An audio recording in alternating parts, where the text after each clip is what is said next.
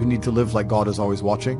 You may have the opportunity to do something bad, or you may have the opportunity to steal some money or snake somebody, but in the end, you're going to pay for that, and the bill will be paid. I think if you do the right thing, in my experience, if you're a person who does the right thing, firm handshake, is on time, doesn't lie to anybody, does what he's supposed to do, is honest with a good heart, is genuinely polite to everyone he meets. If you are that person, you get very far in life. I've yet to meet people who just do all the simple things right, who completely fail at life. But I've met a lot of people who snake or steal some money and they get really rich, then they lose it all, or they get rich and end up a gambling addict or depressed or etc. So you have to just understand that God is always watching. He's going to reward you in the end. That's the first thing. And the second thing I will say is that you are the sum of the 5 people you spend the most time with, and you need to curate your reality. I think the biggest problem with young people today is that they don't curate their realities heavily enough. The people that they want to spend most time with aren't adding any value to their lives, and then they end up wondering why they don't get anywhere. When I tell people that you are the sum of the 5 people you spend the most time with, everyone agrees. They go, yeah, that's probably true. The 5 people you spend the most time with, that's what you're going to end up like. They say, yeah, that's true. And then they continue to hang around with people who they don't want to be. Why? There has to be a point. There has to be a point where you sit and go, okay, you're my friends, etc., etc. I love you guys. Yeah, we can talk, whatever. But I'm on a different life path. You have to leave some people behind. If you were to come hang out with me and you were in a room with me and my 5 friends, you'd feel self-conscious. You're right. You don't feel self with your friends. If you were to come hang around with me and my crew, you would be self-conscious, and that self-consciousness would motivate you, or they would certainly instill the discipline required for you to change. You don't feel self-conscious amongst your peers. That's why you don't change. If you were to get in a room and you're the only person who ain't a fucking monster, you'd want to become a monster. If you walk through life and feel like you have nothing to prove, you're a loser. If you wake up each day and go, I don't owe anybody anything, I don't have to prove anything to anybody, then you are a loser, because you are absolutely not being correct. You must prove yourself to other people. You must prove yourself to your bloodline. You must prove yourself to God. God hates the lazy. He can't stand them. If he gives you all these genetic dispositions and these natural God-given gifts, if you have 2 arms and 2 legs and you can think, and you're not trying your absolute best, that's the reason you're not lucky. He doesn't like you. He likes the people which show him the beauty of his own creation. He likes to give somebody building blocks and them to build something amazing. It's the best thing about being a man. You get to build who you are. God loves to see that. Those people, for some reason, seem to be enormously lucky, right? The person who goes, I don't have to prove anything to God. I don't owe all of my ancestors any effort. You know, for 5,000 years, people were dodging saber-toothed tigers and catching the plague and running from Genghis Khan just for my stupid ass to be born. I don't owe them anything. Don't owe them a thing, because I want to play video games. These people are losers. You should walk through earth with force inside of you. As I walked into this hotel reception, everybody, not because they know who I am, but because as I move, even if it's behind their head, people feel something. It's an energy that comes from brutal competence. That's what happens when a predator walks in a room. You pay attention next time you're in a restaurant. If a man who's truly dangerous walks in, nearly every other man kind of looks up at the same time. Feel it. You need to, or you don't survive. We've evolved with that to live. That's who I am. I couldn't imagine not being that man. I've done that because I've been trying to prove myself to my lineage my entire life. I wake up every day with something to prove. I have hundreds of millions of dollars. I wake up and think, more. I'm in fantastic shape, 4 times world champion, fighting the matrix out here by myself, more. I will have to be braver. I must try harder. All I do is prove myself. So when I hear people go, I don't have nothing to prove, then you're a loser. Peasants have never felt like they needed to prove anything, but kings felt like they needed to go and conquer land. Isn't that it's coincidental that the king who already had it all felt like he needed to go to some far-flung land and conquer it and take it and prove he's the king. But the peasants, I don't have to prove nothing to nobody. You're a loser then. You're a dummy. I absolutely and utterly, completely have everything to prove to everybody all of the time. That's who I am. I will prove anything to anybody. If I sit and say X, I will prove it to anyone. I can be checked anytime. And their ancestors who fought in saber-toothed tigers or escaped the Mongol hordes or managed to dodge bombs in the Second World War. All the they went through just for this cretin to be born. And to look at him, look at who he is, listen to his life story, listen to what he does on a day-to-day basis, and they would feel nothing but shame. Your ancestors did all that struggling to survive, hunting and gathering, avoiding enemies, anything it took, dying at age 30 from a tooth infection, all the crap they went through just for you to be born so you could smoke weed and jack off. That's what your ancestors died for. That's what they worked so hard for. That's who you are. That's the end of your fucking bloodline. Do you feel no shame? It's fucking shameful. My ancestors will look at me and think everything we went through was fucking worth it. Your ancestors will look at most of these people, their ancestors look at them and feel nothing but fucking disgust. Well, I guarantee you, even their fucking living relatives, their living parents aren't even proud of them. Like your own father's ashamed of you, and you don't even feel fucking motivated to do it. It's a fucking shame. If you were to go and look your father in the eye and said, you know what, I could have been a UFC champion. I could have been a multimillionaire. I could have been a race car driver. I could have been a nuclear physicist. Could have done all these things, but I was busy on. You think he's gonna be proud of you? No.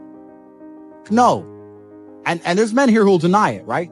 There's men who will go, no. But those are the ones who are most lost.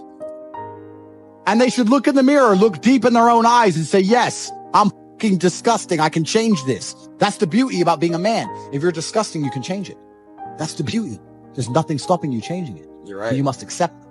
You must accept it first. Most of these people, what they do is they hang around with other disgusting people, and then they're a little group of disgusting people, and they think, well, I'm not disgusting, everyone's disgusting, and this is normal, and it's normal to be a fucking off. Not in my world, it isn't. It's not normal to be a fucking jerk off in my world. It's the denial that's going to hold you back the most. The people who go, yes, I'm wasting my potential. Those are the ones who have potential. The ones who stand up and go, I am wasting my potential. I could be anything, and I am not that yet. They have a chance. The men who go, well, no, actually, I'm fine. They're inside the matrix, fully slave-minded. They're a waste of time. But if you sit there and go, you know what? Yeah, I am wasting my potential. Yes, I can be more than I am. Even if I'm already great, I can be better. As good as I am, I still push myself to the limit every single day. I have every single thing a man could possibly want and still pushing myself. This is your prerogative as a man. You need to be instilled with a sense of duty to your bloodline. You must want it. You need to want it deep inside your soul. I can't die as anything less than emperor. It's my destiny. There are duties that men must fulfill, whether to God or to your bloodline. If I feel extremely happy and excited, I'm going to use that as motivation or energy to do amazing things and do good and work hard. If I feel absolutely depressed and distraught, I'm going to use that as endless energy and motivation to do amazing things and work hard. It doesn't matter what you give me. Energy cannot be destroyed. It can only be converted and transferred. It doesn't matter what fuel you give me. If you give me diesel, petrol, kerosene, vodka, doesn't matter what you put inside of my engine. Hard work is going to come out. Absolutely. That's all I know how to do. Making the best move on the chessboard, regardless of how losing your position is a life philosophy that most will never understand. Sometimes you look at your position on the board and but still, regardless of how you are, there's still a best move. There's always a best move and a worse move, no matter how bad things are. Many people, when they get to a losing position, think, it doesn't matter, I don't have to make the best move anymore. I actually disagree. Maybe 9 times out of 10, the best move won't save you, but that 1 time out of 10, the best move might be just enough to save your not a long enough time frame. If you play the game repeatedly, day after day, taking risks, always making the best move, regardless of whether you're winning or losing, it will compound into an upward spiral of never-ending success. You might end up somewhere near me. You might have dinner one day. You might stop being a brokey. You might stop being a loser. If your girl leaves you, the best move on the board, perhaps, is to go to the gym, perhaps is to send her flowers, perhaps is to never text her again. But you should make the best move on the board regardless. Even if you don't want her back, you should still make the best move. You should always think that way. What move will give me the best possible strategic position? That's how you think. That's how I think. Best move on the board is how you should approach your life. Next time you're in a situation, you should sit and say, okay, this is a bad situation. But what's the best move I could possibly make? What's the outcome I would like? What's the most likely move to give me that particular outcome? And you'll be surprised what some of them are. I had a guy email me the other day saying he lost his job. He was the worst salesman. Well, then you deserve to lose your job. That's how sales works. It's fearsome. He goes, well, I don't know. What should I do? I said, what's the best move on the board? He goes, well, I really want the sales job. I think I can get good at it. I said, well, then work for free. So do you have another job yet? He said, no. Okay, while you're applying for other jobs, instead of sitting around on your at home, keep working for free for the company for 2 or 3 weeks. See if you can turn it around. And he tried that. And he couldn't because he's shit at sales. But the point is, if he would have sat at home doing nothing, it wouldn't have helped him. The best move on the board was to try and prove to his company that he's actually worth something. If he was worth something, in those 2 or 3 weeks, he might have turned around and got his job back. He still got to apply for new jobs. He didn't lose anything. That's move on the chessboard. That's how I want you to approach your life, ladies and gentlemen. It's the mental model in which you should apply to scenarios to deduce what is the best possible action. Because if you're always making the best move and very rarely making the worst move, it's pretty hard to lose. It's player versus player out here. The world is about winners and losers, and everyone is competing against each other. You are competing against me. I'm competing against you. You're competing against your friend.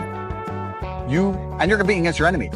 You want $1, so does everyone else. You want that hot girl, so does everyone else. You want that house, so does everyone else. What's amazing is the things you want, the main reason you want them is because other people want them. So you can show off that you have it and they don't.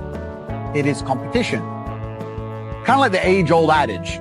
If a tiger is chasing 10 people, you don't have to be the fastest. You just have to be faster than the slowest guy, because he's fucked.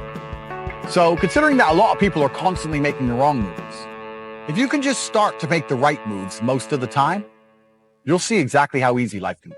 I don't even want your energy around me, because quitters are the worst people on the planet. You can give a quitter absolutely everything and they will still fail. You can give it, doesn't matter what it is. If you go to IKEA and buy a flat pack table and put it in front of a quitter, you will never have a table. He'll look at it and it's just long and he'll quit.